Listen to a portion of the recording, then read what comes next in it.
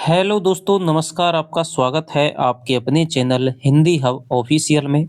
तो दोस्तों, आज हम पढ़ने वाले हैं घनानंद कवित्त, जिसके संपादक हैं आचार्य विश्वनाथ प्रसाद मिश्र, जिसके कि 10 पद हमारे आरपीएससी फर्स्ट ग्रेड में लगे हुए हैं और 20 पद हमारे दोस्तों असिस्टेंट प्रोफेसर में लगे हुए हैं। किस प्रकार के क्वेश्चन आते हैं, पूरी व्याख्या, विशेष संदर्भ, प्रसंग को देखते हुए दोस्तों हम इसमें विश्लेषण के साथ में पूरा पढ़ेंगे, एक एक शब्द की करते हुए। तो आशा है कि आप सपोर्ट करेंगे थोड़ा सा।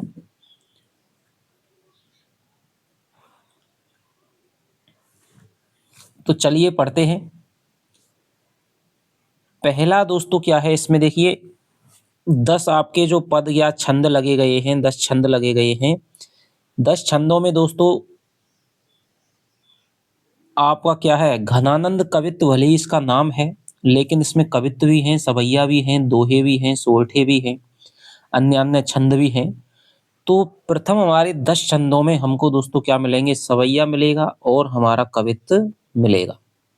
सवैया और कवित्त मिलेगा। सवैया और कवित्त जैसा कि हम जानते हैं दोनों की दोनों वर्णिक छंद हैं। तो कौन सा क्या है वो हम आपको बताते चलेंगे। तो ये जो हमारा दोस्तों क्या है, पहला छंद है, और पहला छंद है ये हमारा दोस्तों घनाक्षरी में क्या है, घनाक्षरी कहते हैं। घनाक्षरी में दोस्तों वर्णिक छंद है, दंडक छंदों के अंतर्गत आता है, और इसमें ये मनहरण कवित्त है। मनहरण कवित्त क्या कहते हैं दोस्तों, जिसमें कि 16 और 15 पे वर्णों पे वर्णिक छंद है। 16-15 वर्णों पे इसकी यति होती है। 16 वर्ण पहली में और दूसरी में दोस्तों 15। देखिए 3 और 3 6 और 4 10, तो 12 14 16। तो 16 वर्ण तो यहाँ पे हो गई। 3 और 3 6 और 2 8, 10 4 14 और 1 15। ठीक है। 3 और 3 6 और 2 8 और 2 10, 3 13 और 3 16। 2 और 4 6 और 2 8 और 2 10, 4 14 और 1 15। यानी कि हर पंक्ति में दोस्तों 16-15 पे यति रखते हुए टोटल 31 वर्ण होंगे। अंतिम जो वर्ण है दोस्तों वो क्या होगा, गुरु होना चाहिए। तो ये हमारे मनहरण कवित्त की पहचान होती है, जो कि आपके फर्स्ट ग्रेड में भी छंद के रूप में लगा हुआ है। तो हम दोस्तों इसको लय के साथ में आपको पढ़ाते हुए चलेंगे, जिससे कि आपको लय भी याद हो जाए। छंद जब आए पहचानने के लिए तो आप आसानी से गति से उसको लय से पढ़ करके आप उसको पहचान सकें। तो पहला जो छंद है दोस्तों, हमने इसके बारे में जाना कि ये कैसा है, मनहरण कवित्त है। अब एक बार हम इसको पढ़ के देख लेते हैं कि लाजनी लपेटी चित बनी भेद भाई भरी, लसती ललित लोल चक तेरे छानी में, छवि को सदन गोरो भाल बदन रुचिर, रस निचुरत मीठी मृदु मुस्कानी में, दसन दमक फैली हमें मोती माल होती, पिए सो लड़क प्रेम पगी बत रानी में, आनंद की निधि जगमगति छविली बाल, अंगनी अनंग रंग ढोरे मोरे जानी में। तो ये इसकी गति है। कई कई गतियों से दोस्तों इसको, कई कई लयों के साथ में इसको पढ़ा जा सकता है। वो रस के हिसाब से इसकी ध्वनि है वो रखी जा सकती है। जैसे दूसरी गति से मैं आपको पढ़ के बताऊं कि लाजनी लपेटी चित बनी भेद भाई भरी, लसते लोल चक चित लोल चख तेरे छानी में, छवि को सदन गोरो भाल बदन रुचिर, रस निचुरत मीठी मृदु मुस्कानी में, दसन दमक फैली हमें मोती माले होती, पिए सो लड़क प्रेम पगी बत रानी में, आनंद की निधि जगमगती छबीली बाल, अंगनी अनंग रंग ढोरी मोरे जानी में। तो इस प्रकार कई दोस्तों धुनों से इसको पढ़ सकता है, जो कि रसों के हिसाब से भी रस में किस प्रकार पढ़ा जा सकता है, तो वो अपने रसों के हिसाब से रहती है। तो देखिए पहले हम देखते हैं दोस्तों किस पे, लाजनी। लाजनी शब्द क्या है। लाजनी दोस्तों लाज शब्द होता है, लाज का मतलब लज्जा, और ना इसमें लगा दिया है तो दोस्तों लज्जा का ये क्या बन गया है, बहुवचन के रूप में बन गया है। मैं आपको बताऊं दोस्तों, आपको यहाँ पे डेस्क्रिप्टिव प्रश्न है वही आएंगे। आपको ये पद्यांश एक दे दिया जाएगा या कोई लाइन दे दी जाएगी, उसके बारे में आपसे पूछा जाएगा। किसी प्रकार का आपका फैक्ट का यहाँ पे क्वेश्चन बहुत कम बनने के चांस है। आपसे पद्य दे दिया जाएगा और निम्न में से कौन सा इस पद्य के बारे में असंगत कथन है, या विश्वनाथ प्रसाद जी की मान्यता नहीं है, या उन्होंने क्या माना है। इस प्रकार के क्वेश्चन आएंगे तो हमारी सबसे बड़ी कोशिश यही रहेगी कि जो भी विश्वनाथ जी ने कहा है उसमें से क्या क्वेश्चन बन सकता है, उसको चुनना ही हमारा सबसे पहला लक्ष्य है। क्योंकि 99.99% दोस्तों वहीं से आपका, यदि आपने सही तरह से चुन लिया तो आपका प्रश्न है वो सही हो जाएगा। तो देखिए लाजनी दोस्तों शब्द है वो लाज से बना है। लाज में हमने नए जोड़ दिया तो ये दोस्तों लज्जा का क्या बन गया, बहुवचन बन गया। ब्रज भाषा में दोस्तों यदि किसी शब्द के पीछे हम नए जोड़ देते हैं तो उसमें क्या है, उसका बहुवचन बन जाता है। लपेटी माने दोस्तों लिपटी हुई। अब लपेटी जो शब्द है, लपेटना क्रिया दोस्तों विश्वनाथ जी ने दो प्रकार माने हैं कि लपेटना जो क्रिया है उसके दो प्रकार के रूप में होता है। एक तो आवरण के रूप में लपेटना, आवरण के रूप में लपेटना कैसे, जैसे किसी अखबार में हम कोई लपेटते हैं, खाने की सामान लपेटते हैं, रोटी जब पैक करते हैं तो कागज में हम क्या करते हैं, उसको लपेटते हैं। या फिर किसी चीज को रैपर के रूप में, मतलब लपेटना क्या हो जाता है, एक तो आवरण के रूप में लपेटना कि कोई चीज है वो उससे बाहरी बार आवरण के रूप में लपेटी गई है। लेकिन यहाँ पे दोस्तों लज्जा की बात हो रही है, और लज्जा है दोस्तों वो चितवन में यानी दृष्टि में, नेत्रों में किस प्रकार लपेटी गई है, बाहरी बार तो लपेट नहीं सकती है। तो इसका दूसरा जो अर्थ माना है वो है दोस्तों किसी वस्तु में क्या रहना, संश्लिष्ट रहना, संश्लिष्ट रहना यानी किसी के भीतर इस प्रकार समाया रहना। तो ये अर्थ नहीं माना है दोस्तों, संश्लिष्ट रहने वाला जो अर्थ है वो माना है कि किसी वस्तु में इस प्रकार समाया जाना कि उसको आसानी से अलग नहीं किया जा सकता है, छुड़ा करके अलग नहीं किया सकता। यानी कि लज्जा है वो नेत्रों के अंदर दोस्तों समाई हुई है, अंदर तक लिपटी हुई है, अंदर तक डूबी हुई है। तो ये संश्लिष्ट रहना है, ये क्वेश्चन दोस्तों आरपीएससी असिस्टेंट प्रोफेसर में आया हुआ है।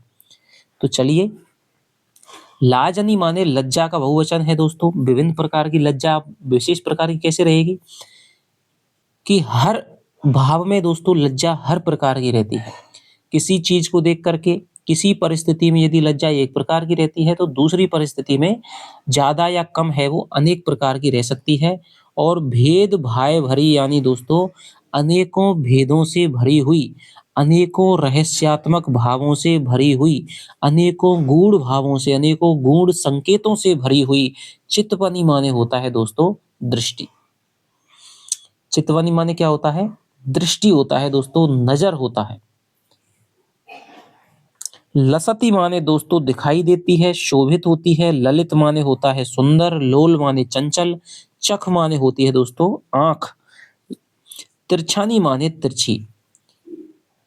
अब यहाँ पे पहले तो इस पद्य के बारे में देख लेते हैं कि यहाँ पे दोस्तों नायिका या प्रेमिका के रूप का वर्णन किया गया है, रूप का वर्णन किया गया है। तो ये आपका ये कथन हो गया, पूछा जा सकता है किसमें किसका वर्णन है, तो प्रेमिका के रूप का वर्णन है।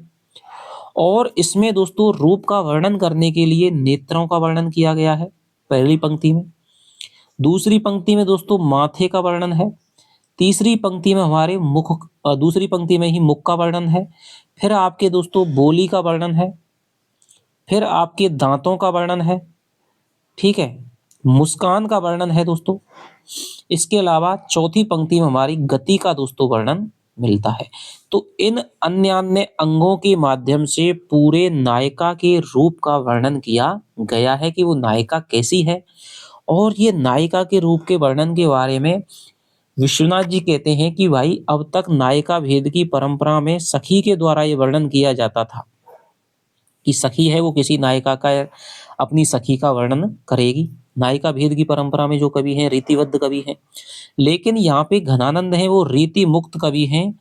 तो हम ऐसे वर्णन को नायक के द्वारा प्रक्षेपित मानेंगे कि नायिका, नायक है वो कह रहा है नायिका के बारे में, ना कि कोई सखी कह रही है। इससे रीतिबद्ध और रीति सिद्ध का जो भेद, रीति मुक्त का जो भेद है, रीति मुक्त कवि है घनानंद, तो रीति मुक्त का जो भेद है वो भी दोस्तों स्पष्ट है, उनकी शैली का भेद है वो भी दृष्टिगोचर हो जाएगा। फारसी का प्रवाह है भी दोस्तों, फारसी का प्रवाह है वो रीति मुक्त कवियों पे, घनानंद पे, आलम पे, बोधा पे हमें दिखाई देता है। तो ये भी है कि फारसी का प्रभाव दोस्तों इसमें क्या है, दिखाई देता है।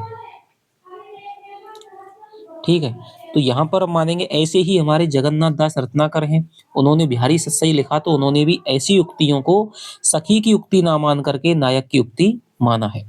तो देखिए चलते हैं कि तिरछानी चख तिरछानी, यानी कि जब जो नायिका है, जो प्रेम का है दोस्तों, अपने नेत्रों को, लोल माने चंचल नेत्रों को, अब नेत्र यदि चंचल हैं तो वो क्या होंगे दोस्तों, तिरछे हो जाएंगे। और इस तिरछी दृष्टि को ही क्या कहते हैं, चितवन कहते हैं। और उस चितवन में भी दोस्तों लज्जा है वो लिपटी हुई है। क्या कह रहे हैं दोस्तों कि जो चंचल नेत्रों को जब नायिका है वो तिरछी करती है तो वह क्या है दोस्तों, ललित लसती, यानी कि वो सुंदर जान पड़ती है, रमणीय जान पड़ती है, रमणीय दिखाई पड़ती है। और उसकी चितवन यानी उसकी दृष्टि में, उसकी तिरछी दृष्टि में लज्जापन है दोस्तों, लज्जा लिपटी हुई रहती है, लज्जा संश्लिष्ट रहती है।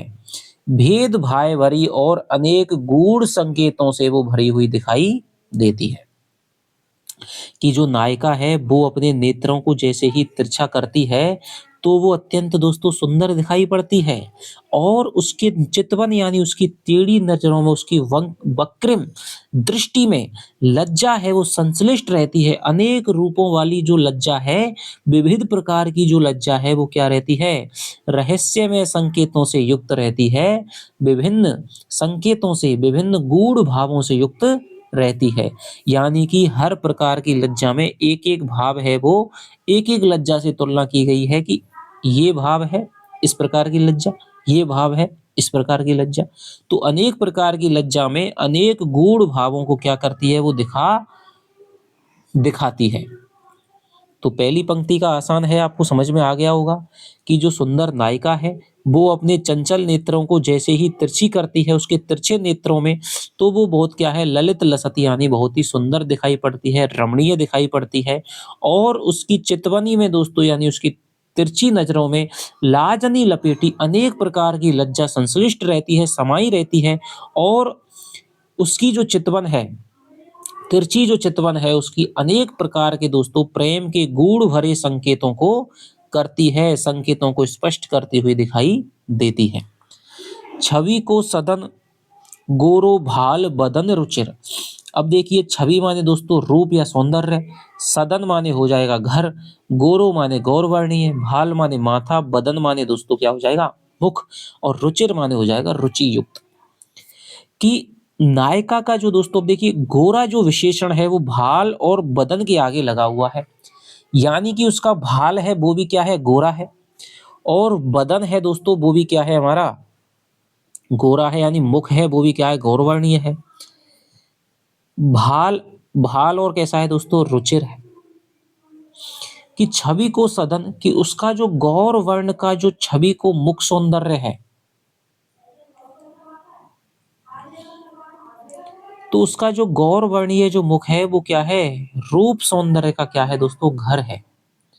उसका गोरा जो मुख है, गौर वर्णीय जो बदन यानी मुख है, और जो उसका भाल है, क्या है, भाल यानी जो उसका माथा है, मस्तक है, वो क्या है, छवि को सदन यानी रूप का ही क्या है दोस्तों, घर है। या क्या लगता है, उसका मुख और उसका माथा इतना सुंदर है, ऐसा लगता है कि ये क्या है, रूप का घर बना हुआ है। छवि को सदन गोरो भाल वदन, तो यहाँ पे हमारा क्या है, रूपक अलंकार हो जाएगा। रुचिर और दोस्तों क्या है, अच्छा लगने वाला है, रुचि युक्त है, अच्छा लगता है। रस निचुरत मीठी मृदु मुस्क्यानी में। अब क्या कह रहा है, छवि को सदन यानी दोस्तों रूप सौंदर्य का घर है, यानी पूरी तरह से उसके मुख में, उसके भाल पर यानी माथे पर, यानी उसके पूरे मुख में, माथे पर क्या है, पूरा का पूरा क्या भरा हुआ है, सौंदर्य भरा हुआ है। और देखिए भाल का वर्णन, मस्तक का वर्णन क्या है, वीर पुरुषों का किया जाता है कि पुरुष का यदि मस्तक चौड़ा है, ऊंचा है, तो इससे उसकी क्या है, पुरुषत्व का बोध किया जाता है। लेकिन यहाँ पर नायिका की गोरे भाल का वर्णन तो है, रुचि युक्त भाल का वर्णन तो है, लेकिन चौड़े भाल का वर्णन नहीं है, क्योंकि चौड़े भाल का वर्णन तो किसमें किया जाता है? पुरुषों में किया जाता है। गोरे भाल का ही वर्णन यहाँ पे नायिका में किया गया है, इसलिए यहाँ पे गोरा विशेषण आया गया है। रस निचुड़ता है, मीठी माने माधुर्य से युक्त, मीठी, मृदु माने कोमल, मुस्कानी माने मुस्कान में। और दोस्तों उसकी क्या है, नायिका जैसे ही मुस्कुराती है उसकी मुस्कान में माधुर्य और मृदु माने कोमलता दोस्तों क्या होते हैं? प्रकट होते हैं, और ऐसा जान पड़ता है जैसे कि रस निचोड़ता हुआ सा जान पड़ता है। और उसकी कोमल माधुर्य से युक्त, माधुर्यपूर्ण कोमल मुस्कान में रस निचोड़ता हुआ जान दिखाई पड़ता है।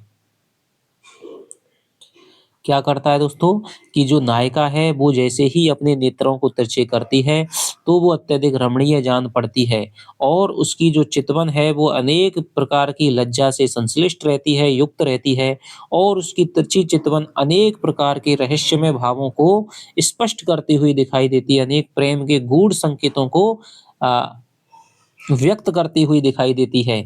उसका जो गोरा माथा है, गोरा मुख है, वो दोस्तों रूप सौंदर्य का ही क्या है? घर है, रुचि युक्त है, अच्छा लगने वाला है, और उसकी मीठी और कोमल मुस्कान में ऐसा लगता है रस निचोड़ता हुआ सा जान पड़ता है। उसकी दोस्तों मुस्कान ऐसी है, माधुर्य से परिपूर्ण है, मीठी वाणी वो बोलती है, और उसकी क्या है? कोमल वाणी है। तो ये क्या है दोस्तों? मुस्कान के विशेषण है, मृदु और मीठी। गोरा जो शब्द है भाल का और बदन का विशेषण है, तो यहाँ उसकी जो मुस्कान है वो माधुर्यपूर्ण है, और क्या है? मृदु है, और उसमें से ऐसा लगता है क्या है? रस निचोड़ता हुआ सा, रस टपकता हुआ सा दिखाई पड़ता है। अब देखिए यदि कोई चीज दोस्तों इस प्रकार से भर जाए, कोई चीज इस प्रकार से भर जाए, पूरी की पूरी भर जाए, तो उसमें यदि और उसका रूप सुंदर होगा तो वो क्या होगा? वहां से बाहर निकलता हुआ दिखाई देगा। जैसे हम लें गुलाब जामुन को लें, तो गुलाब जामुन में, रसगुल्ले में चाशनी इस प्रकार से यदि पूरी की पूरी भर जाती है, आपने देखा होगा यदि पूरी चाशनी में डूबी हुई चीज है तो फिर जो रस है वो बाहर टपकता हुआ, उसको निकालते हैं जैसे बाहर टपकता हुआ दिखाई देता है। तो यही कल्पना है वो घनानंद जी ने यहाँ पे की है कि नायिका का जो शरीर है, उसका जो मुख है, उसकी जो वाणी है, वो माधुर्य और कोमलता से इस प्रकार भरी हुई है कि उसकी वाणी से क्या है? रस निचोड़ता हुआ सा दिखाई पड़ता है। उसके रूप सौंदर्य का जो घर है वो इतना ज्यादा भर चुका है कि अब वो क्या है? वाणी के रूप में, रस के रूप में निकलता हुआ, प्रेम की वाणी के रूप में निकलता हुआ दिखाई देता है। दसन दमक फैली हमें मोती माल होती। अब क्या कह रहे हैं? अब दोस्तों नायिका मुस्कुरा रही है, अब नायिका मुस्कुराएगी तो उसके क्या है? दांत भी दिखेंगे। तो दसन माने हो जाएगा दांत, दमक माने दोस्तों दमकने पर, या उनकी चमचमाहट जब दिखाई देती है, दमक उनकी जो आभा दिखाई देती है, फैली हमें मोती माल होती, तो हमें मोतियों की माला का क्या होता है दोस्तों? आभास होता है। कि जैसे ही नायिका मुस्कुराने पर उसकी दांतों की चमक से, उसकी जो दांत हैं वो क्या है? बिल्कुल एकदम श्वेत वर्णी है, सफेद है, उज्जवल है। तो यहाँ पर पूरा का पूरा वर्णन दोस्तों क्या है? उज्जवल आभा से युक्त किया गया है कि जो भाल है वो भी क्या है? गोर है यानी उज्जवल है, जो बदन है, मुख है, वो भी उज्जवल है, दांत हैं वो भी उज्जवल है। ठीक है, तो जैसे ही वो दांतों की जो उसकी चमक है, जो उसकी चमचमाहट है, वो हमें मोतियों के माला के रूप में क्या लगती है? प्रतिबिंबित सी दिखाई देती है। ऐसा लगता है कि मानो उसके दांतों की जो चमक है वो उसके बक्षस्थल पर मोतियों की माला बन करके प्रतिबिंबित हो रही हो। बक्षस्थल क्या है? दांतों की जो चमक है वो मोतियों की माला बन गई हो। पिए सो लड़क प्रेम पगीबत रानी में।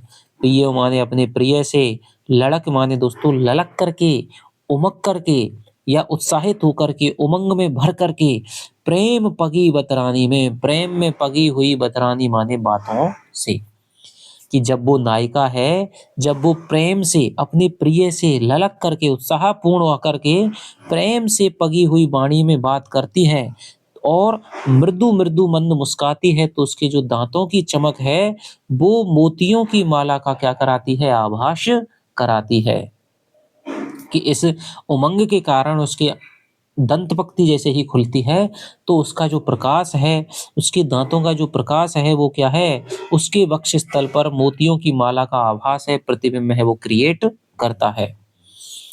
आनंद की निधि जगमगती छबीली बाल, तो इस प्रकार वो सौंदर्यमयी बाला, बाल माने बाला, जगमगती माने जगमगाती है, आनंद की निधि, आनंद के सागर के रूप में, आनंद के कोश के रूप में, अंगनी अनंग रंग ढोरी मुरे जानी में।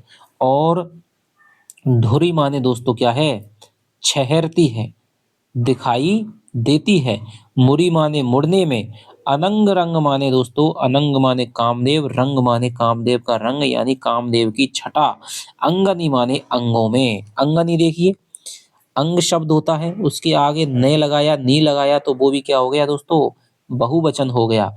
तो जैसे ही वो इधर-उधर मुड़ती है, इधर-उधर गति करती है, तो उसके अंगों से कामदेव, कामजन्य जो छटा है वो छहरती हुई दिखाई देती है, छहरने लगती है। तो आशा कर रहा हूँ कि आपको समझ में आया होगा। अब हम दोस्तों पूरे को एक एक ढंग से समझते हैं।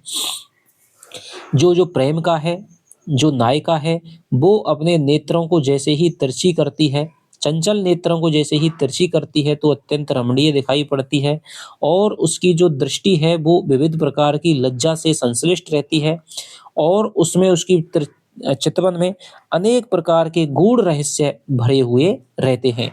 छवि को सदन गोरो भाल बदन रुचिर, और उसका जो भाल माथा है, उसका जो मुख है वो गौरवर्णीय है और ऐसा लगता है कि वो क्या है, छवि का सदन है, यानी कि मुख सौंदर्य का ही क्या है, घर है, रुचि से युक्त है, सबको अच्छा लगने वाला है, रस निचुरत मीठी मृदु मुस्कानी में, और माधुर्यपूर्ण और कोमल मुस्कान में ऐसा लगता है कि रस टपकता हुआ सा जान पड़ता है। अब जैसे ही वो प्रिय से ललक करके, उमंग में आकर के, उत्साह से, प्रेम से युक्त, प्रेम में डूबी हुई, प्रेम की चाशनी में डूबी हुई बातों को करती है और बातों को करते ही जैसे उसकी दंत पंक्ति दिखाई देती है, तो दांतों की जो चमक है वो उसके हृदय पर फैल करके, मोती माला कहाँ होती है दोस्तों, हृदय पर, तो यहाँ पर हमें अपनी ओर से कल्पित करना पड़ेगा कि उसके दांतों की जो चमक है हृदय पर फैलकर मोतियों की माला बन जाती है। मोतियों की क्या बन जाती है, माला बन जाती है, मोतियों की माला का प्रतिबिंब का आभास कराती है। आनंद की निधि जगमगती छबीली बाल, इस प्रकार वो सौंदर्यमयी बाला आनंद की कोश के रूप में जगमगाती है। आनंद और क्या है, जैसे ही वो इधर-उधर गति करने लगती है, मुड़ने लगती है, जब भी वो क्या है, मुड़ने लगती है, तो उसके अंगों से कामजन्य छटा है वो छहरने लगती है, वो दिखाई देने लगती है। तो ये दोस्तों इसका हो गया यहाँ पर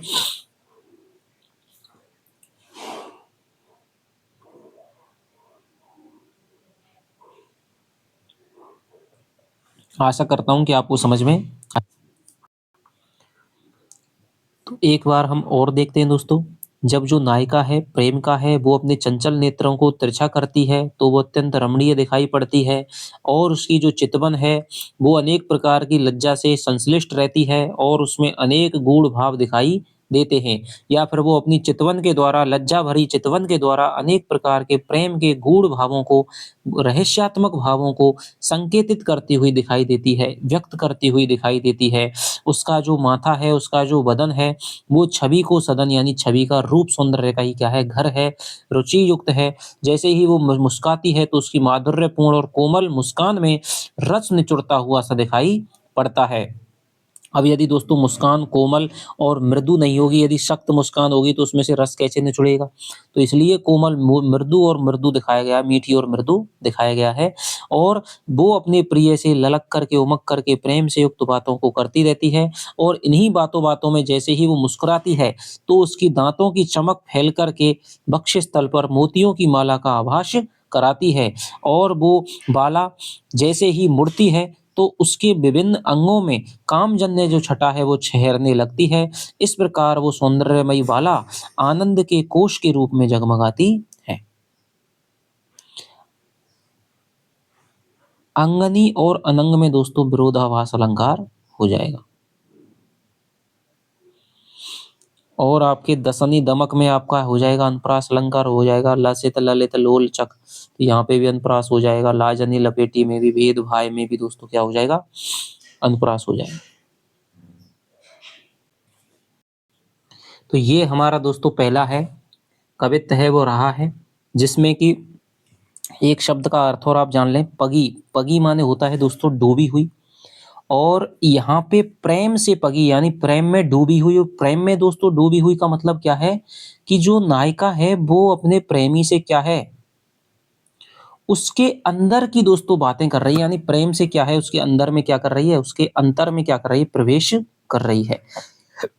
यानी पगी का एक अर्थ हुई क्या है, यदि आपसे पूछे विश्वनाथ प्रसाद जी ने क्या मांगा है, तो अंतर में प्रवेश कर जाना माना है। कि पगी इस प्रकार पगी हुई है कि वो अपने बहुत ज्यादा दिल की बातें कर रही है, और दिल की बातों से उसके हृदय में क्या कर गई है, बिल्कुल प्रवेश कर गई है।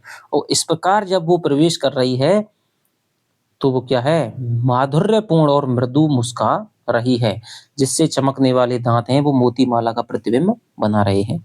आशा कर रहा हूं कि आपको समझ में आ गया होगा। अगला है दोस्तों ये हमारा सवैया है। अब सवैया है तो दोस्तों ये हम जान लें, ये हमारा सुमुखी सवैया है। सुमुखी सवैया है। सुमुखी सवैया में दोस्तों हमारे 24 वर्ण रहते हैं।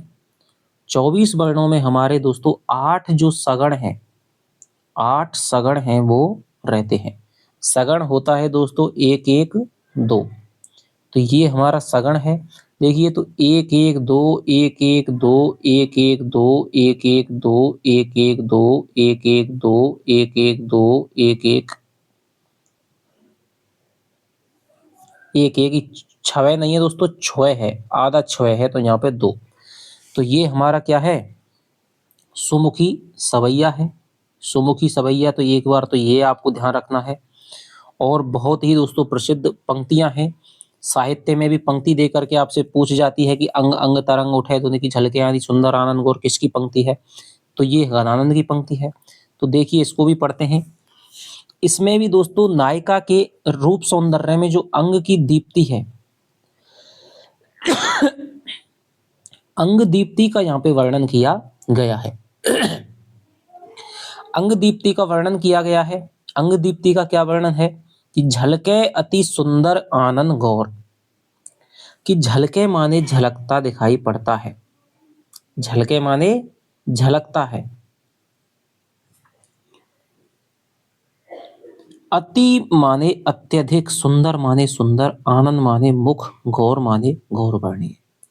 अब देखिए मुख को सुंदर भी कहा गया है और अति भी कहा गया है, यानी सुंदर तो है लेकिन वो अति सुंदर है, क्योंकि घनानंद आगे जो वर्णन करने वाले हैं उसमें हमें क्या है, अति सुंदरता ही बताएगा। तो वो मैं आपको थोड़ा सा पीछे बताऊंगा। तो इसमें क्या है, मुख्यतः नायिका की अंग दीप्ति का वर्णन है, जिसमें मुख के माध्यम से, आंखों के माध्यम से, वाणी के माध्यम से दोस्तों, लटों के माध्यम से और मोतियों की माला के माध्यम से उसकी अंग दीप्ति का वर्णन किया गया है। और इस अंग दीप्ति में भी दोस्तों बाहर का नहीं बल्कि क्या है, अंदर का आभ्यंतर जो पक्ष है वो प्रधान है। और इसमें वो नायिका से ज्यादा नायिका की जो चीजें हैं वही दोस्तों क्या है, प्रमुख है। यानी कि विषय पक्ष से विषयी पक्ष प्रमुख है। नायिका यहाँ पे प्रमुख नहीं है, बल्कि नायिका की जो है अंग दीप्तियां हैं, उसके जो अंग हैं उनसे क्या प्रभाव पड़ता है, बाहर का नहीं अंदर का क्या प्रभाव पड़ता है, तो वो आभ्यंतर पक्ष को प्रधान रखते हुए उसकी विषय की क्या है यहाँ पे प्रधानता है। देखिए झलके अति सुंदर आनंद गौर, कि झलके माने दोस्तों क्या होता है, झलकता है, झलक रहा है। अति माने अत्यधिक, सुंदर माने सुंदर, आनंद माने मुख, गौर माने गौर वर्णीय, छके माने दोस्तों होता है क्या, तृप्त। छके माने तृप्त या मदमस्त, द्रग माने आंख, राजत माने हो जाएगा आपका राज रहे हैं, शोभित हो रहे हैं। कानन माने कानों को, छुए माने छू करके। अब देखिए कि नायिका का जो अति सुंदर गौर मुख है वो क्या है, झलक रहा है। किससे झलक रहा है दोस्तों? सौंदर्य के प्रकाश से झलक रहा है। और उसके जो नेत्र हैं वो कानों को छूते हुए, उसके नेत्र हैं वो सुशोभित हो रहे हैं। सौंदर्य में छके हुए मदमस्त, यौवन के मद से छके हुए जो उसके नेत्र हैं वो कानों को छूते हुए जो उसके नेत्र हैं वो सुशोभित हो रहे हैं। राजत माने सुशोभित हो रहे हैं। अब ये मान लीजिए पहले कानों की जो, आंखों की जो दोस्तों उपमा है वो कानों तक दी जाती है कि भाई किसी के यदि आंख हैं वो इतनी ज्यादा विशाल हैं, तो ये काव्य साहित्य में एक प्रकार की रूढ़ी मानी जाती है कि यदि नेत्रों को हम क्या है कानों तक छुए हुए कहें। और कई प्रकार की जैसे हमारी चित्रकारी है उसमें भी दोस्तों नेत्रों को कर्णावलंबित बनाया जाता है। बनी ठनी का भी आप जैसे चित्र देखेंगे तो उसमें भी उसके नेत्र हैं वो काफी लंबे बनाए गए हैं। तो ये सौंदर्य का एक प्रतिमान माना जाता था कि यदि किसी भी नायिका के नेत्र हैं वो इस प्रकार इतने लंबे हैं कि उसके कानों तक यदि वो आ रहे हैं, कानों को यदि छू रहे हैं, तो बहुत ही सुंदर माने जाते नेत्र हैं। ठीक है, तो ये रूढ़ी है दोस्तों, वो वास्तविक है, किसी समय पर होते थे। ठीक है, और कल्पित नहीं है। तो ये वास्तव में एक प्रकार की रूढ़ी बन गई उसके बाद से। तो आज तक भी क्या है कानों को छूते हुए नेत्रों का वर्णन घनानंद जी कर रहे हैं कि जो नायिका का अत्यधिक सुंदर गौरवर्णीय मुख है वो झलक रहा है, और उसके कानों को छूते हुए नेत्र जो कि यौवन के मद से क्या है मस्त हैं। यौवन रूपी जो रस है उन्होंने क्या कर रखा है, पी रखा है। यानी जब तक यौवन का दोस्तों रस नहीं पिएंगे तब तक नेत्र हैं वो अपनी विशालता के लिए कैसे प्रसिद्ध होंगे, विशाल कैसे होंगे। यदि हम क्या है अपने अंदर पूरी तरह से तृप्त हो जाएं, छक जाएं, छक करके किसी चीज का पान कर लें तो हम भी क्या है दोस्तों फैल जाते हैं। तो इसी प्रकार नेत्रों ने भी क्या कर लिया है, यौवन रूपी मदिरा का क्या कर लिया है, पान कर लिया है, और वो भी कानों तक क्या कर गए, फैल गए हैं। कि झलके अति सुंदर आनंद गौर, कि प्रेमिका का अति सुंदर गौर मुख है वो सौंदर्य के प्रकाश से झलक रहा है, और उस मुख में उसके कानों तक छूते हुए जो नेत्र हैं जो कि यौवन की मदिरा से मदमत्त हैं वो सुशोभित हो रहे हैं। हंसी बोलन में छवि फूलन की वर्षा और ऊपर जाती है वह, यानी कि उसके हंसने में, उसके बोलने में छवि फूलों की, कि उसके जैसे ही वो नायिका हंसते हुए बोलती है तो ऐसा जान पड़ता है कि फूलों की जो वर्षा है वो और ऊपर हृदय के ऊपर होती रही है या हो रही है। कि जैसे ही वो उसका क्या है मुख तो अत्यधिक सुंदर है, और उसके यौवन से जो मदमस्त नेत्र हैं वो कानों को छू रहे हैं। और जैसे ही ऐसे सौंदर्य वाली नायिका बोलती है, हंस कर के बोलती है तो ऐसा लगता है क्या, हंस कर के बोलती है तो ऐसा लगता है कि उसके हंसी में क्या कर रहे हैं दोस्तों, फूलों की बरसात है वो उसके हृदय पर हो रही है। सौंदर्य के जो पुष्पों की जो बरसात है वो उसके वक्ष पर होती है, ऐसा दिखाई पड़ता है। अब देखिए नायिका के रूप सौंदर्य से जो शरीर है दोस्तों वो पूरा का पूरा क्या है भरा हुआ है, और नेत्र हैं वो भी उसके पूरे सौंदर्य से तृप्त हैं, और इसीलिए वो कानों तक फैल गए हैं। तो ये हमारा, और जब कोई चीज मान लो बादल हैं वो यदि पूरे लबालब पानी से भर जाएं दोस्तों तो थोड़ा सा हवा का वेग है वो ही उनको क्या कर देता है, झकझोर देता है और बरसात हो जाती है। ऐसे ही जो नायिका का जो शरीर है, जो मुख है, वो पूरा का पूरा सौंदर्य से लबालब भरा हुआ है। और जब हंस कर के कोई आदमी हंसता है तो थोड़ा सा क्या होता है, हिलता डुलता है, आघात होता है, और उसी आघात से ऐसा लग रहा है कि सौंदर्य रूपी जो पुष्पों की वर्षा है, सौंदर्य के पुष्पों की जो वर्षा है वो हृदय के ऊपर हो रही हो। कोई फल है वो पूरा का पूरा पक गया हो, कोई पुष्प है वो पूरा का पूरा पल्लवित हो गया हो, और यदि थोड़ा सा पवन का झोंका आए तो वो पुष्प भी क्या करता है दोस्तों, लता से गिर जाता है, झड़ जाता है। तो इसी प्रकार नायिका का जो सौंदर्य है वो इतना ज्यादा लबालब भरा हुआ है कि अब उसमें क्या है, वो समा नहीं रहा है। अब यदि थोड़ा सा भी आघात मिले, थोड़ा सा भी यदि गति होती है, तो वो सौंदर्य क्या है, फूलों के रूप में ऐसा लग रहा है कि सौंदर्य के फूलों की क्या हो रही है, बरसात हो जाती है, वो सौंदर्य गिर पड़ता है। लट लोल कपोल कलोल करे। लट माने दोस्तों लट, लट क्या होती है, दो तीन बाल होते हैं। लट, लोल माने दोस्तों क्या होती है, चंचल। कपोल माने गालों पर, कलोल माने क्रीड़ा कर रही है। तो जो उसकी चंचल लटें हैं वो क्या कर रही हैं दोस्तों, गालों पर क्या कर रही हैं, क्रीड़ा कर रही हैं। अब लट तो पहले से ही चंचल रहती है, अब वो तो क्रीड़ा करेगी, वो तो हिलेगी ही। इसके अलावा गाल भी क्या है दोस्तों, गाल भी चिकनाई से युक्त होते हैं। अब चिकनाई वाली चीज पर कोई चीज जाएगी तो वो हलेगी। बिल्कुल सही बात है। कल कंठ बनी जल जावली दुहे। कल कंठ माने सुंदर ग्रीवा पर। जल जावली, जलज क्या होता है, जलज माने वैसे तो दोस्तों कमल होता है, लेकिन कमल की माला नहीं, यहाँ पे जलज माने होता है जल में से उत्पन्न, जो कि कमल के लिए रूढ़ हो गया है, लेकिन जलज माने यहाँ पे मोती भी होता है। तो जलज माने मोतियों की अवली माने पंक्ति, तो मोतियों की माला, द्वय माने दो। कलोल करें, तो कलोल करना दोस्तों लट के संदर्भ में भी है और यहाँ पे मोतियों की माला के संदर्भ में भी है। तो नायिका की जो मुख पर जो चंचल लट है वो हिलती हुई दिखाई देती है, और उसके सुंदर ग्रीवा में जो लटकी हुई दो माला हैं, दो मालाओं की जो लड़ी है, दो लड़ियों की जो माला है, वो भी क्या है दोस्तों, हिलती हुई, कलोल करती हिलती हुई दिखाई पड़ती है। अब थोड़ा सा भी हंसेगी तो दोस्तों, हिली कोई माला लटक रही है, थोड़ा सा भी हंसने का धक्का लगेगा तो क्या करेगी, माला हिलेगी। और एक यदि लड़ी हिल गई तो दूसरी लड़ी तो फिर अपने आप हिलेगी हिलेगी। तो इस प्रकार का वर्णन क्या है, अंग अंग तरंग उठे द्युति की। तो ऐसा लग रहा है कि अंग अंग से तरंग उठे द्युति की, माने क्या होती है, सौंदर्य की, दीप्ति की। द्युति माने दीप्ति की, दीप्ति की क्या उठती है, तरंग उठती हुई दिखाई पड़ती है। परिह मनोरूप अभय ध्वर छय।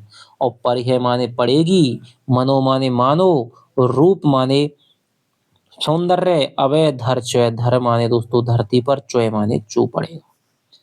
और दीप्ति इस प्रकार के, दीप्ति जब इस प्रकार से उसकी विभिन्न अंगों में इस प्रकार से दीप्ति हिलती है, तो ऐसा लगता है कि मानो उसका जो सौंदर्य है वो अभी क्या है, धरती पर गिर पड़ेगा, चू पड़ेगा, बरस पड़ेगा।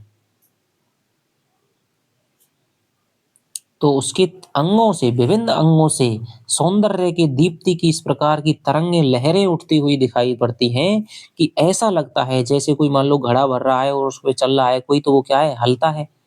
तो लहरें हलने से उसमें लहर पैदा होती है और वो ऐसा लगता है कि कहीं से पानी है वो गिर नहीं जाए।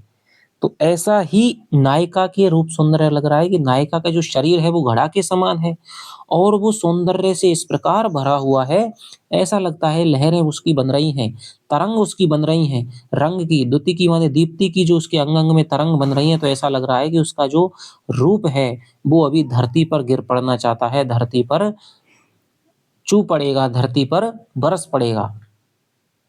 तो ये दोस्तों इसका अर्थ हो गया। दोबारा से इसको देखिए दोस्तों, देखते हैं। परि है मानो रूप धरे चोरे, इसमें दोस्तों क्या हो जाएगा हमारा, उत्प्रेक्षा अलंकार हो जाएगा। उत्प्रेक्षा में भी हमारा वस्तुत्प्रेक्षा हो जाएगा, वस्तुत्प्रेक्षा हो जाएगा। कि झलके अति सुंदर आनंद गौर, कि झलके अति सुंदर। अब अति के माध्यम से देखिए, अति माने सुंदर, कि मुख को क्या बताया है, अति सुंदर, जिससे कि वो क्या लगे, सौंदर्य से पूरा लबालब भरा हुआ लगे। और सुमुखी सवैया मैंने आपको बता ही दिया है कि झलके अति सुंदर आनंद गौर, की जो नायिका है उसका जो मुख है, गौरवर्णीय मुख है, वो अत्यधिक सुंदर है, अत्यधिक सुंदर गौरवर्णीय मुख झलक रहा है। और उसके यौवन की मदरा से मदमत्त हुए कानों को छूने वाले नेत्र भी सुशोभित हो रहे हैं। और जैसे ही वो हंस करके बोलती है तो उसके फूलों की वर्षा की छवि दिखाई पड़ती है और उसके हृदय पर होती हुई दिखाई पड़ती है। ऐसा लगता है कि सौंदर्य के पुष्पों की वक्ष पर क्या हो रही हो, वर्षा हो रही हो, उसकी चंचल लटें गालों पर कलोल करती हुई हिलती हुई दिखाई देती हैं और उसके हृदय में पहनी हुई 2 लड़ियों की जो माला है वो भी सुंदर ग्रीवा में हिलती हुई दिखाई देती है और उसके अंग-अंग से दीप्ति की या रूप सौंदर्य की इस प्रकार की तरंगें उठती हुई दिखाई पड़ती हैं, उनको देख कर के ऐसा लगता है कि मानो अब इसका जो सौंदर्य है, रूप माने इसका जो सौंदर्य है, वो अभी धरती पर चू पड़ेगा, धरती पर गिर पड़ेगा। तो ये इसका दोस्तों अर्थ हुआ।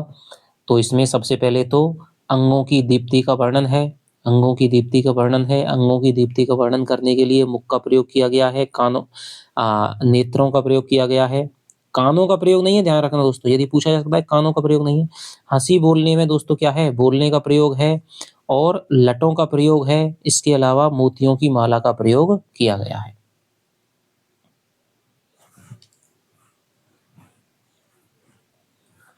अब देखिए, एक बात और ध्यान देने योग्य है कि कल कंठ बनी, अभी हम पहले गद्यांश में पहले छंद में पढ़े आए हैं कि उसकी जो दांतों की चमक है वो उसके हृदय पे दिखाई पड़ती है। अब दांतों की, ये ऊपर वाले दांत हैं दोस्तों, ये नीचे वाले दांत हैं। तो एक लड़ी तो ये हो गई और एक लड़ी ये हो गई। इसीलिए उसके हृदय पर जो पड़ने वाली जो माला है, सुंदर ग्रीवा पे जो मोतियों की जो माला है, वो दोस्तों क्या है, 2 लड़ियों वाली है, यानी दोनों प्रकार की जो दांतों का जोड़ा है, तो उनकी क्या है, 2 आभा पड़ेंगे, इसलिए माला जो लगती है वो ऐसी लगती है, कैसी, 2 लड़ियों वाली लगती है।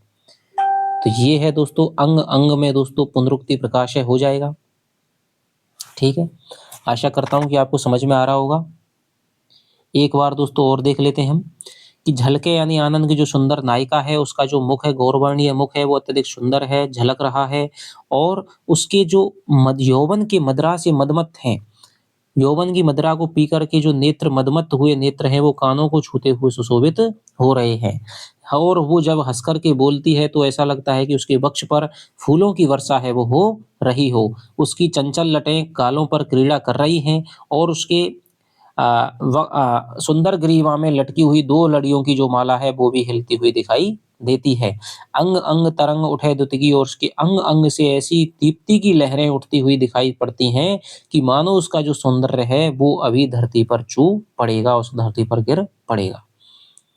अगला जो हमारा दोस्तों है अगला छंद देखते हैं हम कि छवि को सदन मोद मंडित बदन चंद त्रसित चखन लाल कब दो दिखाई हो। चटकीली भेक करे मटकीली भांति सोही मुरलिया धर धरे लटकत आहे हो। लोचन ढुराए कछु मृदु मुस्काहे नेह भीनी बत यानी लड़का है बत राहियो। बिरह जरत जिए जान यानी प्राण प्यारे कृपा निधि आनंद को धन बरसाइयो। धन नहीं है दोस्तों, घन है, घन हो जाएगा। देखिए साहब, इसमें क्या है, ये भी दोस्तों क्या है, मन हरण कवित्त है। मन हरण क्या है, कवित्त है, जो कि घनाक्षरी का एक भेद है। देव घनाक्षरी, रूप घनाक्षरी, मन हरण कवित्त, ये 3-4 ऐसे भेद होते हैं। तो मन हरण कवित्त है, छंद हमने जान लिया। अब इसके बारे में बातचीत करते हैं कि इसमें क्या है दोस्तों। इसमें ऐसी एक गोपी का वर्णन है, ऐसी एक नायिका का वर्णन है कि जो कि क्या है, प्रेम में दोस्तों क्या है, पड़ गई है, प्रेम में अनुरक्त हो गई है और उसको क्या हो गया, पूर्व राग का वर्णन है। बहुत ही इंपॉर्टेंट बात की, किसका वर्णन है, पूर्व राग का वर्णन है और अभिलाषा नामक दशा का क्या किया गया है, वर्णन किया गया है। तो ये आपसे पूछा जा सकता है दे करके कि इसमें से कौन सा कथन असंगत है। अभिलाषा नामक दशा का वर्णन, पूर्व राग का वर्णन, प्रेमानुरक्ता गोपी का वर्णन, तो इस प्रकार से फलाना ये अलंकार, तो इस प्रकार से आपसे पूछा जा सकता है।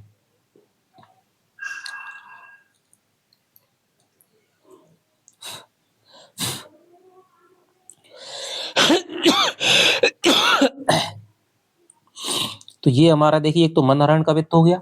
इसके अलावा इसमें प्रेम में पड़ी हुई गोपी की ये क्या है, वाणी है, उक्ति है।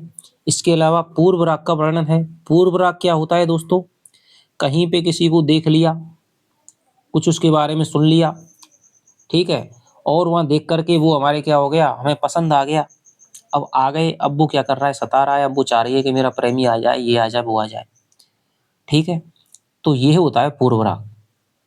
तो गोपी ने क्या है, श्री कृष्ण को देख लिया है, अब वो उस पे अनुरक्त हो गई, उससे प्रेम हो गया है। अब ये दोस्तों चाह रही है, अभिलाषा क्या कर रही है कि श्री कृष्ण किस प्रकार से आए।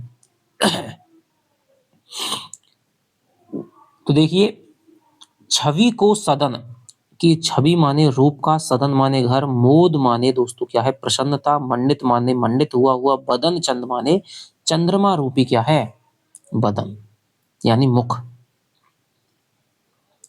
तो यहां से हम इसको लेंगे कि छवि को सदन कि सौंदर्य के क्या हो, घर हो, प्रसन्नता से मंडित है, और चंद्रमा रूपी जो आपका मुख है, मुख चंद्र में हो जाएगा आपका रूपक अलंकार। कि हे कृष्ण, तुम्हारा जो तुम क्या है, सौंदर्य के आगार, प्रसन्नता से मंडित तुम्हारा जो मुख रूपी जो चंद्र है, त्रसित चखिन लाल कब धो दिखाई हो। त्रसित माने प्यासे, चखनी माने दोस्तों क्या हो जाएगा, नेत्र, लाल माने कृष्ण, कब धो दिखाई हो, कब दिखाएंगे। कि हे कृष्ण लाल, हे श्री कृष्ण जी, आप कब मुझे सौंदर्य के आगार, प्रसन्नता से मंडित चंद्र रूपी मुख को इन प्यासे नेत्रों के लिए कब दिखाएंगे। चंद्रमा हो गया दोस्तों क्या, मुख तो हो गया चंद्रमा, और जो नेत्र हैं वो क्या हो गया दोस्तों, यहाँ पे हो गया चकोर। चकोर उपमान नेत्रों के लिए यूज नहीं किया है, तो चंद्रमा के लिए हम चकोर मान लेंगे कि चकोर जिस प्रकार चंद्रमा को देखता है, उसी प्रकार मेरे इन जो प्यासे नेत्र हैं उनको आप अपना जो मुख रूपी चंद्र है वो कब आकर के दिखाएंगे। तो हे श्री कृष्ण लाल, आप क्या हो, रूप सौंदर्य के आगार हो, घर हो, और प्रसन्नता से मंडित, यानी आपका जो मुख रूपी चंद्र है वो क्या है, सौंदर्य का घर है, प्रसन्नता से मंडित है। ऐसे मुख को मेरे इन प्यासे नेत्रों को आप कब दिखाएंगे, कब आकर के दिखाएंगे।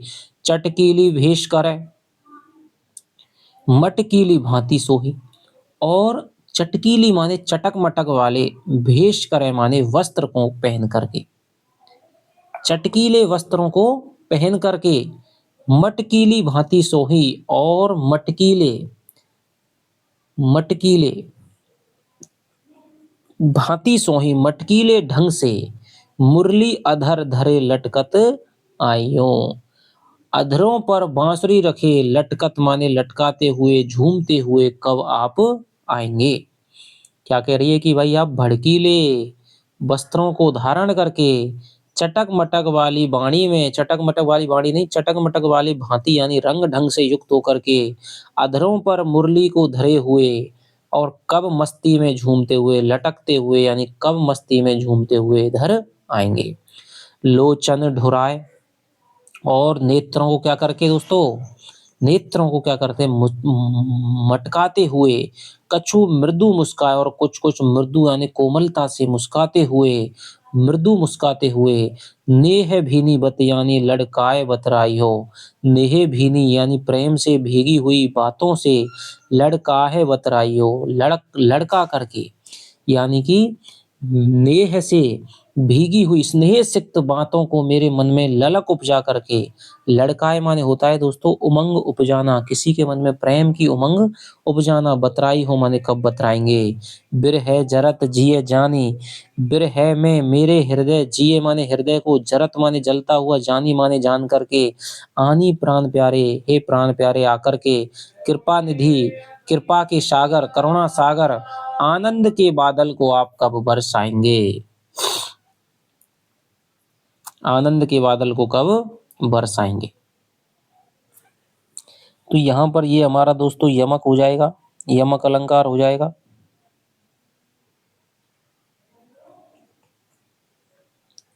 आनंद घन, घनानंद, आनंद का बादल हो जाएगा, और घनानंद नाम का जो नाम है वो भी हो जाएगा। तो यहाँ पे यमक नहीं दोस्तों, श्लेष अलंकार है वो हो जाएगा, और इसमें सभंग श्लेष हो जाएगा, यमक नहीं होगा, सभंग श्लेष है वो हो जाएगा। तो देखिए दोबारा से हम देखते हैं कि हे श्री कृष्ण लाल, हे श्री कृष्ण लाल, आप आकर के, आप इधर कब आएंगे। आनी प्राण प्यारे, हे प्राण प्यारे श्री कृष्ण, आप यहाँ पर कब आएंगे। और अपने सौंदर्य के घर प्रसन्नता से युक्त चंद्र रूपी मुख को इन प्यासे नेत्रों को कब दिखाएंगे कि हे श्री कृष्णलाल आप यहाँ पे कब आएंगे और आकर के रूप सौंदर्य के घर प्रसन्नता से मंडित मुख रूपी चंद्र को इन प्यासे नेत्रों को प्यासे नेत्र रूपी चकोरों को कब दिखाएंगे। तो रूपक अलंकार हो जाएगा दोस्तों इसमें। और कब भड़कीला वेश धारण करके मटकीली चटक मटक वाले रंग ढंग से अधरों पर मुरली को धर करके लटकत आइयो यानी मस्ती में झूमते हुए इधर कब आएंगे। लोचन ढुराए और नेत्रों को मटकाते हुए कुछ मृदु मुस्काए और कुछ मृदु मुस्कुरा करके कुछ सुकुमारता से मुस्कुरा करके प्रेम से भीनी बातों को मेरे मन में ललक उपजा करके कब मुझसे आप बतराएंगे। मेरे हृदय को ब्रह में जलता हुआ जान करके हे कृपा के सागर हे करुणा के सागर आप कब आनंद के बादल हैं वो बरसाएंगे। तो ये क्या कर रही है दोस्तों, इसमें क्या कर रही है, ये वो कर रही है, इसमें अभिलाषा कर रही है, ये चाहत कर रही है कृष्ण की, इसलिए वो चाह रही है कि कब है वो कृष्ण आएगा।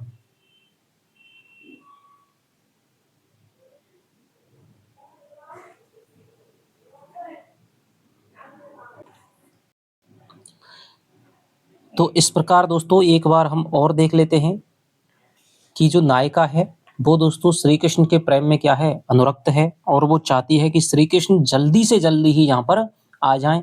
उसे पता नहीं है, अवधि ज्ञात नहीं है कि वो कब आने वाले हैं, इसलिए कब धो शब्द है वो इसी को व्यक्त करता है दोस्तों। इससे उसकी नायिका की आतुरता है वो भी व्यक्त होती है, ठीक है। और इसके अलावा छवि को सदन कि वो कहती है श्री कृष्ण से कि हे श्री कृष्ण लाल, दोस्तों क्या कहा जाता है, अत्यधिक प्रेम में कहा जाता है श्री कृष्ण, कृष्ण लाल, ठीक है।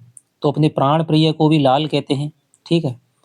तो हे लाल, हे श्री कृष्ण, आप तो क्या है, आपका मुख है वो सौंदर्य का घर है, मोद प्रसन्नता से क्या है, मंडित है। मोद माने दोस्तों स्वाभाविक प्रसन्नता होती है, यानी सदा ऐसा ही आपका मंडित रहता है। बदन चंद चंद्र रूपी मुख को आप इन प्यासे नेत्रों को कब तक कब दिखाएंगे। यानी यहाँ पर दोस्तों नेत्रों की और कानों की तृप्ति का उल्लेख किया गया है कि नायिका या तो उन्हें सुनना चाहती है या उन्हें देखना चाहती है, और इन दोनों के माध्यम से अपने मानस को क्या करना चाहती है, तृप्त करना चाहती है, संतुष्ट करना चाहती है। कि छवि को सदन की हे श्री कृष्ण लाल, अब आप कब, आपका जो मुख रूपी चंद्र है वो सदा ही छवि यानी सौंदर्य का क्या है, घर है, प्रसन्नता से मंडित है, और आप ऐसे मुख रूपी चंद्र को इन प्यासे नेत्र रूपी चकोरों को कब तक कब दिखाएंगे। चटकीली भेष करे और भड़कीला भेष धारण करके मटकीली भांति सोही और मटक मटक करके मटकने वाले ढंग से मुरली अधरों पर धरे हुए झूमते हुए कब आप आएंगे। लोचन ढुराए और मेरे नेत्रों को क्या है, अपने नेत्रों को ढुराए माने दोस्तों क्या है, मटकाते हुए, ढरकाते हुए, कुछ मृदु मुस्कुरा करके नेहे भीनी बतियानी और मेरे हृदय में प्रेम की ललक उमंग उपजा करके आप प्रेम से भीगी हुई बातों से कब आप मुझसे बतराएंगे। बिरह जरत जिए जाने और मेरे हृदय को ब्रह में जलता हुआ जान करके आनी प्राण प्यारे, मेरे प्राणों के प्यारे कृष्ण आप आकर के कृपा निधि हे करुणा के सागर आनंद के घन बरसाइयों, आप कब आनंद का जो घन यानी बादल है उनको आप बरसाएंगे। यानी दोस्तों सागर है, सागर से ही बरसात होती है, कृपा निधि कृपा के सागर हैं, तभी तो वो आनंद का बादल है वो बरसा पाएंगे। कृपा है, कृपा क्या होती है दोस्तों, यदि कोई किसी को जान करके अपनी तरफ से ही क्या करे तो उसको कहते हैं कृपा। एक होता है अनुग्रह, अनुग्रह होता है यदि हम किसी से मांगे, कोई दया की भीख मांगे, दया करे, हम मांगे तब वो करे, वो अनुग्रह होता है। और कृपा होती है जो कोई स्वयं अपने आप से दया करे, तो श्री कृष्ण है वो मेरी स्थिति को देख करके वो स्वयं ही मुझ पर क्या करेंगे, कृपा करेंगे।